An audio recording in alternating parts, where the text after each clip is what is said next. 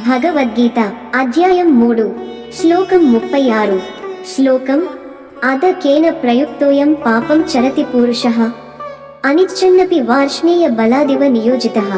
అనువాదం అర్జునుడు అన్నాడు, హే వార్ష్ణేయ కృష్ణ, మనిషి తాను ఇష్టపడకపోయినా ఎవరైనా బలవంతం చేసినట్టుగా పాపకార్యాలు ఎందుకు చేస్తాడు?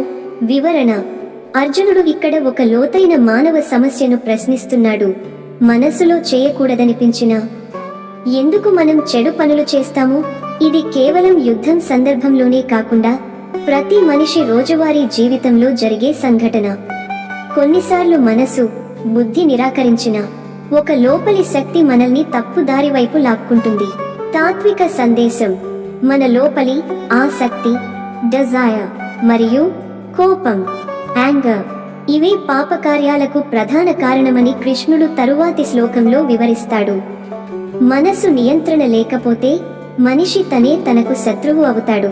ఉదాహరణ: ఒక విద్యార్థి పరీక్షల కోసం చదవాలని అనుకుంటాడు, కానీ ఫోన్లో గేమ్ నోటిఫికేషన్ వస్తే తన నిర్ణయాన్ని శాంతి.